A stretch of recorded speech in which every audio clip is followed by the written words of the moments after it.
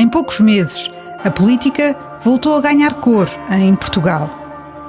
Com o fim da ditadura, os partidos de resistência ao regime saíram da clandestinidade e surgiram dezenas de outros partidos políticos no país. Os católicos fizeram opções muito distintas. Ser católico não é uma restrição para qualquer opção que a pessoa possa ter. Eu compreendo isso. Mas há limites, não é? Será assim para todos?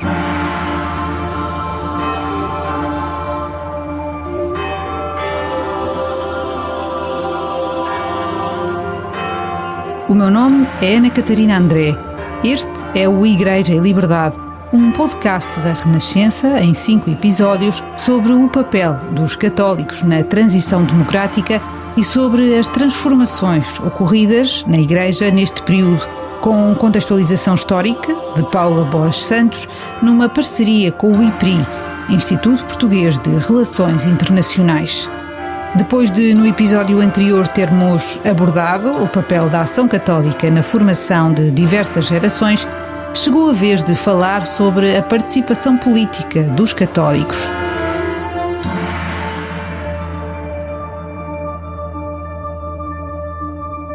Episódio 3.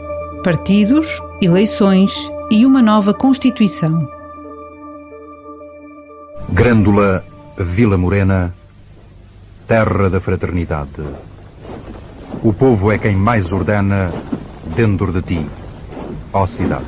Grândola, Vila Morena, terra da fraternidade. Foram dias inesquecíveis, aqueles a seguir à Revolução. A 25 de abril de 1974, o golpe de Estado levado a cabo por um grupo de jovens capitães pôs fim, em menos de 24 horas, a uma ditadura com mais de 4 décadas. Aqui, posto de comando do movimento das Forças Armadas. As Forças Armadas portuguesas apelam para todos os habitantes da cidade de Lisboa no sentido de recolherem as suas casas, nas quais se devem conservar com a máxima calma. António Bagão Félix tinha 26 anos. Era diretor financeiro de uma companhia de seguros. Naquele dia, sentiu um novo ambiente na rua. Festa pura. Pura, genuína, autêntica. As pessoas é como se de repente se libertassem de uma coisa que provavelmente a maior parte do comum cidadão não se apercebesse, mas era um espesso nevoeiro, não é? E de repente viu-se luz. As mudanças que se viviam empolgavam-no, mesmo que fossem aparentemente pequenas, como no dia em que ouviu na rádio que o líder do governo iria mudar de nome.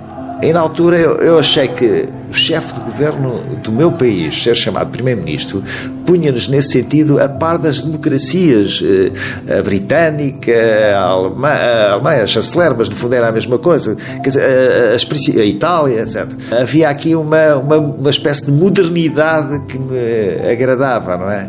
É como se abrisse um horizonte de uma organização política do Estado português diferente.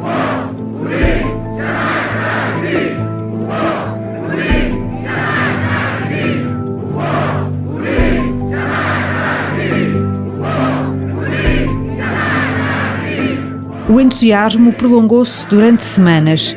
O 1º de maio, Dia do Trabalhador, então decretado feriado pela Junta de Salvação Nacional, levou 1 milhão de portugueses à rua em todo o país.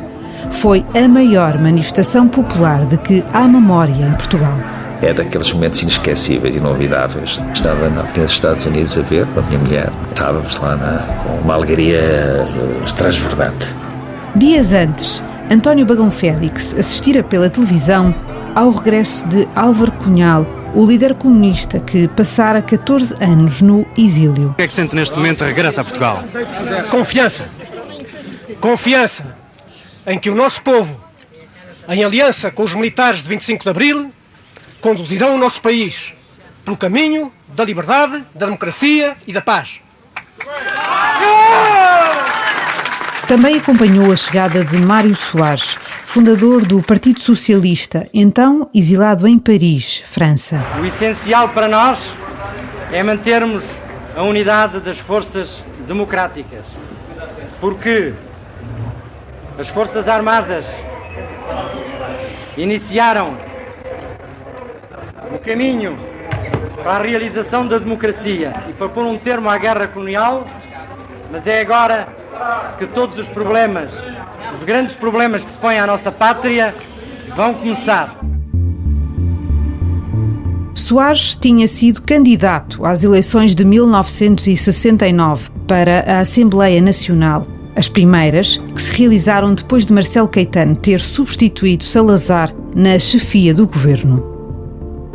Nesse ato eleitoral, António Bagão Félix teria escolhido Mário Soares, se fosse possível, mas estava recenseado em Ilhavo, no distrito de Aveiro, e acabou por optar pela CDE, Comissão Democrática Eleitoral, sem conhecer a fundo a lista. Em Lisboa havia CDE e CELD, que era CELD era protagonizada por Dom Mário Soares, digamos que era mais social-democrata, mais a CDE era a oposição, ponto final, parágrafo, embora nós hoje, eu na altura não me apercebia sequer que a CDE era dominada pelo Partido Comunista, não se colocava, não sabia mesmo, não é? E, portanto, mas era votar na oposição, era a ideia, não é? Nessa altura, sentia um certo fascínio pela esquerda, ainda que depois do 25 de Abril tivesse feito parte de vários governos de direita. Havia aquela ideia, primeiro própria da juventude, não é? De tudo que fosse diferente do regime era bem-vindo, mas nunca me entusiasmei com a esquerda marxista, nunca fui marxista, não é? Aliás, como católico, tinha a satisfação de algumas respostas que a doutrina social da Igreja já me dava na altura, não é? Agora, a novidade era em si aliciante e, portanto, nesse sentido, fui oposicionista, não é? Um ímpeto que o levou a votar no Partido Socialista nas primeiras eleições livres, depois do golpe militar, a 25 de abril de 1975. Essa foi a única vez que votei no Partido Socialista, mas votei convictamente, não é? Mas, também, atenção, há aqui um fator importante. Ao passo que o Partido Socialista, que resulta da Ação Socialista e que vem de trás, etc., e o Dr. Mário Soares em particular, eram figuras que já, apesar de tudo, estavam presentes, não é? Pelo menos, digamos, no plano em que eu estava na vida, não é? E, por exemplo, o Dr. Sá Carneiro, ainda, apesar de ter feito parte dos deputados liberais da Assembleia Nacional, mas quer dizer, não estavam em formação, estavam a partir do zero praticamente, não é? Depois destas primeiras eleições, passou a votar à direita. Esteve filiado durante alguns meses no CDS, mas preferiu manter-se como independente, ao contrário de outros católicos que, com o regime democrático, se juntaram aos mais diversos partidos políticos. Interrogava-me, ainda hoje me interrogo muitas vezes, né? Ser católico não é uma restrição para qualquer opção que a pessoa possa ter, eu compreendo isso. Mas há limites, não é? Ou pelo menos eu julgo que há, posso estar errado, posso estar certo. Por exemplo, no marxismo há um aspecto que não é admissível para um católico, não é? O marxismo, no fundo, acaba por ter uma lógica de grupo quase mecânica que anula a individualidade, não é? O personalismo. Ora, o personalismo é uma das bases fundamentais de ser católico, não é? Faria então sentido um partido católico? Não, uma coisa é um partido que pode incorporar aquilo que eu considero que é um património da humanidade, que é a doutrina social da Igreja nas suas vertentes.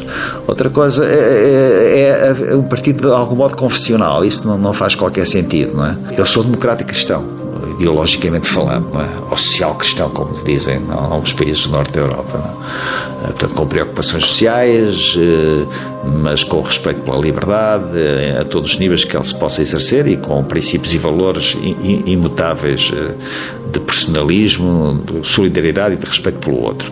Agora, essa ideia do partido apropriador dos valores que a Igreja defende, acho que não fazia sentido, porque a César o que é de César, a Deus o que é de Deus.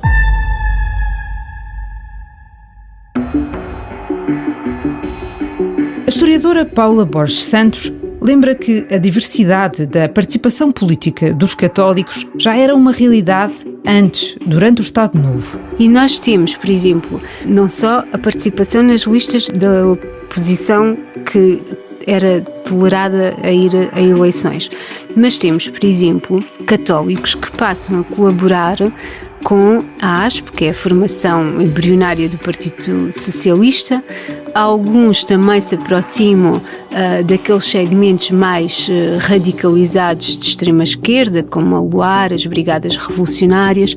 Alguns continuam a dialogar também com o Partido Comunista. E, portanto, nós temos aqui já uma dispersão dos católicos que não é validada até 71, nem pela hierarquia, pelo conjunto dos bispos, nem pelo regime. O regime incentivou e reforçou a vigilância sobre tudo o que era a dissensão católica, com o argumento de que se a hierarquia não os controlava, então o regime tinha que aumentar o controle repressivo sobre esses grupos dissidentes.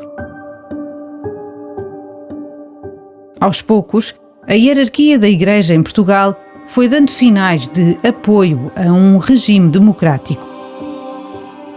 Em 71, o cardeal patriarca de Lisboa, D. António Ribeiro, tinha pela primeira vez, na sua entronização na diocese, reconhecido a necessidade de se aceitar, de se legitimar o pluralismo político dos católicos. Isso foi outra vez sublinhado na Carta do 10º aniversário da Pacem in Terris, em 73. E, portanto, até do ponto de vista da hierarquia, já tinha havido uma transformação, uma mudança. E os católicos vão desempenhar, estamos a falar aqui de uma elite, através das principais cidades, Lisboa, Porto e Coimbra, que vão fornecer as principais lideranças aos partidos políticos e onde em todos vamos encontrar, com exceção do PCP, vamos encontrar católicos, na verdade. Nesta altura, a Assembleia Nacional contava com a presença dos chamados deputados da ala liberal, muitos dos quais católicos. A sua sensibilidade está perto daquilo que são os católicos sociais e que são também muito críticos da proposta clássica liberal. Não se percebe muito bem também que projeto é que têm para o país. Aliás, é importante dizer isto, a ala liberal, eles não funcionavam como um grupo coeso. Isso é uma mitificação já posterior, até uma facilidade de linguagem, mas na verdade eles estavam por si, individualmente, não havia contactos antes de um grupo formado e é de facto ideias comuns que os aproximam, mas se mantiveram sempre a liberdade de cada um defender as suas posições individuais. Mas aí tivemos católicos importantes, por exemplo, Francisco Sá Carneiro, Miller Guerra, Raquel Ribeiro, uma das poucas mulheres deputadas, e todos eles, aquilo que é o seu denominador comum é a questão social. Com o fim da ditadura, surgem em pouco tempo vários partidos políticos. O 25 de Abril traz um fenómeno muito espontâneo, logo nas primeiras semanas, de organização dos partidos políticos. Uns saídos da clandestinidade e outros novos, como o caso do CDS, do PPD, e outros ainda mais à esquerda e mais à direita. E, como havia católicos que já estavam associados a esses projetos antes do 25 de Abril, naturalmente há essa dispersão pelas várias forças que já existiam. Há também convites das próprias forças políticas às personalidades católicas que pudessem contribuir para legitimar o seu projeto e para o diferenciar. Isso é muito claro no espectro, sobretudo da esquerda. Muitos católicos acabaram, no entanto, por se filiar no CDS e no PPD. Aqui não há uma valorização da identidade católica, como, por exemplo, alguns partidos de extrema-esquerda fizeram. Ou até como o MDP-CDE, um satélite do Partido Comunista, fez, naquele sentido de puxar pelos católicos progressistas e dizer que aqueles sim tinham contribuído para o derrube do regime. Nos outros partidos não há essa valorização e não há a exploração da identidade católica.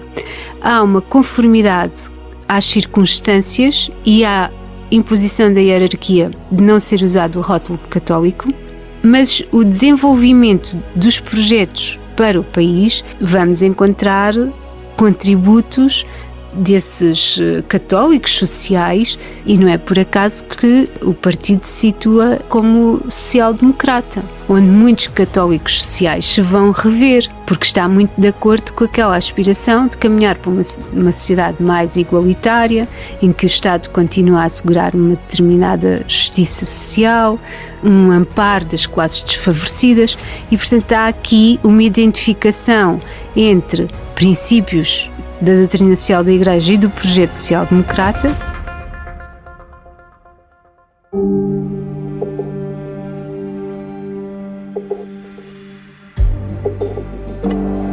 Pedro Roseta, então um jovem jurista, foi um dos primeiros militantes do PPD, o partido fundado por Sá Carneiro, Pinto Balsemão e Magalhães Mota. Foi, aliás, a convite de Sá Carneiro que se filiou. Optou pela vida política com a consciência de que, como católico, poderia assim contribuir para resolver os mais diversos problemas, revendo-se na afirmação do Papa Pio XI de que a política é a mais alta forma de caridade. A ideia é que os seres humanos não podiam ser dominados pelo Estado, fosse ele qual fosse, e que havia, por outro lado, o encargo de todas as pessoas, os católicos lá, de pensar que o amor ao próximo não é o amor entre o homem e a mulher, pais e filhos. Claro que é muito importante, o que está nos Evangelhos não é isso. O amor é um serviço a todos. Uma forma de estar que privilegiava a proteção da dignidade humana.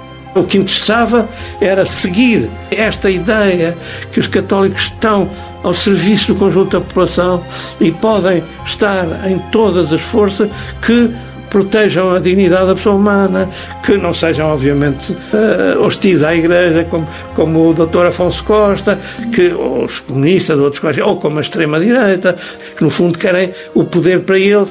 Antigo presidente nacional da JUC, a Juventude Universitária Católica, Pedro Roseta chegou a ser enviado à sede da PIDE pelo cardeal Cerejeira para interceder por outros jovens da Ação Católica que estavam detidos. No final dos anos 70, trabalhou no Gabinete de Estudos e Planeamento do Ministério da Educação com figuras como Adelino Amaro da Costa e Roberto Carneiro.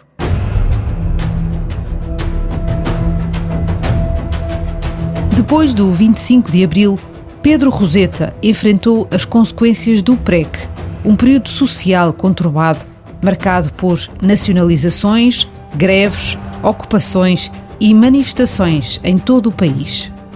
Nesta altura, percorreu o país a fazer sessões de esclarecimento numa intensa campanha para as eleições da Assembleia Constituinte, naquele que foi o primeiro ato eleitoral livre no país, realizado a 25 de abril de 1975. Perguntavam muito como é que se votava, o que era o voto, não sabiam todo, não é? E algumas pessoas diziam, mas então, o que é que vai conseguir a seguir? Vocês queriam que vocês ganhassem, mas vão ganhar? Eu disse, não, isso depende de vocês e tal. E claro, perguntavam, tinham até uma certa ironia, mas como é os papéis, como é que são, como é que é? Mas essa casinha, o que é que se passa nessa casinha? Nada, está uma mesa e tal. Não, é para ser um voto secreto. Se me enganar, não pode depois dizer à mesa, olha, enganei-me, deu-me outra, assim, as pequenas coisas. Depois até que um dia uma senhora dizia, mas temos que saber uma coisa, mas como é? As senhoras vão votar na mesma casinha dos homens? Sim, porque é uma filha. Bom, e havia assim umas coisas engraçadas. Como daquela vez em que uma bebida foi tema numa sessão. Uma vez na Serra do Algarve, numa terra pequena, PPD e tal, Sá Carneiro, mas digamos lá, faz umas perguntas, faça. Lá fez uma série de perguntas. Última pergunta: o que é que o PPD pensa da aguardente medronho? Não temos nada contra, se for bem feito. Também enfrentou tentativas de boicote, como quando esteve com Marcelo Rebelo de Sousa em Grândola, no Alentejo. Havia uns cartazes, mas isso aconteceu em vários sítios, os cartazes com 2 caveiras, Marcelo e Pedro, não saem de casa, não sei o que mais. Tentaram boicotar, fizemos um discurso, o professor Marcelo também hábil e tal, dizendo, não, mas queremos ter boas relações com todos, reconhecemos o papel dos militantes comunistas, que foram perseguidos, estiveram em prisão, também houve outros, mas os comunistas foram também muito perseguidos e tal. E assim saíram ilesos. Noutra sessão, Pedro Roseta chegou mesmo a ser apedrejado e até ameaçado. Fiz uma sessão no centro do país, talvez julgo no distrito de Santarém, num sítio naquela parte mais vermelha. Tive uma sessão em que estava um grupo armado com armas apontadas. Eu lá fiz a sessão, não pude prolongar muito, não. Em abril de 1975, foi eleito deputado à Assembleia Constituinte, ao lado de Helena Roseta, sua mulher, e de figuras como Freitas do Amaral, Jerónimo de Sousa, Mário Soares, Sá Carneiro e Álvaro Cunhal. Naquela altura, Portugal precisava de uma nova Constituição, o que implicou consensos entre os diferentes partidos políticos. Não podia ser a Constituição do PSD, como é óbvio. A direita estava muito reduzida, era praticamente... O CDS tinha só 16 deputados, o PSD tinha 81, depois o maior grupo era o PS, o PC só teve 12%, tinha 30 e tal, e depois havia a extrema-esquerda, com o deputado da UDP, que insultava toda a gente. Não? Com esta configuração da Assembleia, foi preciso fazer cedências. O que havia era uma ideia que havia soluções que tinham de ser construídas porque nenhum partido tinha a maioria, não é? Portanto, houve coisas que foram votadas pelo PS e com o PS e com o CDS, houve outras coisas que foram conjugação, e o resultado foi que algumas coisas foram votadas pelo Partido Comunista e pelo PS.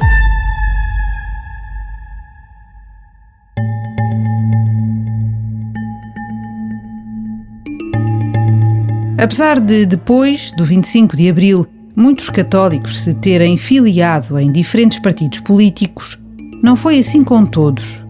Joaquim Azevedo, que mais tarde foi secretário de Estado de um governo PSD, optou por uma postura mais neutra. Como abracei a direção nacional da JEC e como tínhamos este diálogo com todos e tínhamos mais pessoas ligadas à esquerda e menos à direita, mas tínhamos pessoas de todas as correntes políticas e para nós isso nunca era problema, optei por não me inscrever em partido político nenhum e acabei por manter essa posição mais equidistante. Percebi que era a melhor posição a tomar para poder dialogar com todos, incentivar todos e foi isso que, embora, como digo, a maioria dos meus colegas estivesse ligada a iniciativas à esquerda, desde o Partido Socialista, o MES, depois também mesmo à extrema-esquerda, ao UDP e assim. Joaquim Azevedo tinha apenas 19 anos quando a Revolução chegou e uma história ligada aos grupos de resistência à ditadura. Subentendia-se que depois do 25 de Abril e como católicos comprometidos com o processo que levou à queda do regime, que houvesse um compromisso mais claro com a esquerda. Isso era tomado quase como uma coisa natural. Os jovens que optavam por se ligarem mais, por exemplo, ao PSD, havia alguns também, quer dizer, não era propriamente motivo de grande debate e discussão, porque essa questão das opções ficou sempre, cada um fazia as suas, ninguém tinha nada com isso. Mas havia esse lastro de fundo sempre. Eu próprio, depois, quando participei mais à frente, nos anos 90, num governo do PSD. Isso, por exemplo, conduziu em relação a muitas das pessoas com quem eu tinha crescido e com quem eu tinha trabalhado e que tinham sido, desde o tempo da JEC, pessoas que tinham estado muito próximas. Isso provocou um afastamento, eu senti-me bastante ostracizado por isso. Depois de ter sido dirigente do Ministério da Educação após o 25 de Abril, Joaquim Azevedo foi secretário de Estado dos Ensinos Básico e Secundário entre 1992 e 1993. Não sei se esse mal-estar ou se essa dificuldade de comunicação não tem que ver com uma certa ideia, digamos, muito moralista de que a esquerda tem uma certa superioridade moral em relação à direita e que, digamos, está mais próxima dos ideários, neste caso dos ideários de Cristo. Eu não vejo isso assim e, portanto, também segui o meu caminho.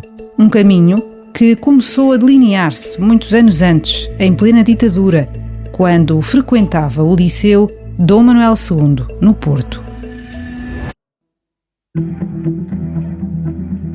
Por um lado, as conversas no liceu com os colegas que estavam também envolvidos. O meu colega de turma, por exemplo, Augusto Santos Silva, e assim, havia um grupo de jovens bastante ativos que discutia, que conversava. Depois o grupo base da JECA que eu pertenci, que reunia na Casa dos Jesuítas aqui no Porto também clandestinamente. Deram-nos uma sala para nos encontrarmos. Nessas conversas, falavam da guerra colonial e discutiam temas que marcaram o ano de 1971, como a vigília da Capela do Rato, em Lisboa, ou o massacre de Viriamu, que fez 385 mortos no norte de Moçambique. Aos poucos, Joaquim Azevedo ia ganhando cada vez mais consciência sobre o que se passava no país e nas colónias. Por um lado, essa forma de estarmos juntos, de nos encontrarmos, de debatermos, e por outro lado o acesso que procurávamos ter sempre à informação, não é? Procurar sempre vias alternativas de aceder à informação sobre o que é que faziam outros, não é? O que é que outros cristãos tentavam fazer e porquê. Ler os documentos, pronto, e depois recorrendo sempre, a JEC foi também muito importante nisso, recorrendo sempre ao Evangelho. O chamado método de revisão de vida do ver, julgar e agir era sempre na perspectiva, o julgar era sempre feito na perspectiva evangélica, e isso marcou muito e ajudou-me a ter esse treino, digamos, a ter essa atitude, a recorrer sempre ao Evangelho, recorrer à oração, portanto fazer sempre esta ligação umbilical a Cristo. Uma forma de olhar para a realidade que levou também Joaquim Azevedo a juntar-se a outros jovens na sua aldeia natal em Milheiros de Poiares, Santa Maria da Feira. Envolvi-me muito também em dinâmicas de denúncia dessas mesmas situações, portanto o pároco apoiava-nos muito e nós reproduzíamos no stencil lá da paróquia folhetos e distribuíamos à população durante a noite. Era a luta pela liberdade que os mobilizava. Eram, por um lado, temas relacionados com a vida da comunidade e, portanto, denúncia de pessoas que praticavam atos atrozes e, portanto, e prepotentes, e por outro lado, mas estava sempre articulado com o fim da guerra colonial e, sobretudo, com a liberdade e a democracia. Portanto, essa luta para que pudéssemos ter um quadro de liberdade foi sempre muito apelativo, não é? Mobilizador, construir um quadro de liberdade onde se pudesse ser, estar, onde nos pudéssemos reunir, que era uma coisa que na altura era impossível. E foi precisamente nesta época que Joaquim Azevedo cimentou uma certeza que o conduziu ao longo da vida. É preciso conhecer as pessoas, é preciso amar a realidade, é preciso amar as pessoas e com elas construir um sentido de promessa e de esperança. E essa é que é verdadeiramente a dimensão política das coisas. E foi isso sempre que nós procuramos fazer e que eu procurei fazer e ainda hoje é isso que me guia. A política aos olhos de Joaquim Azevedo, um dos católicos que contribuíram para a construção democrática do país.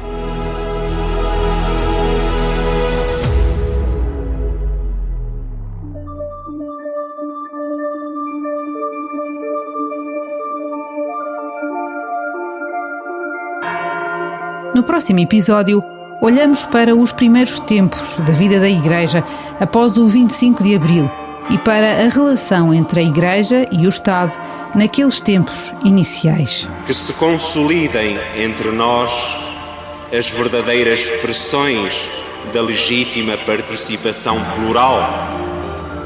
Igreja e Liberdade é um podcast produzido, narrado e escrito por mim, Ana Catarina André, com sonorização de Diogo Casinha, coordenação editorial de Catarina Santos e Pedro Leal e contextualização histórica de Paula Borges Santos, numa parceria com o IPRI, Instituto Português de Relações Internacionais.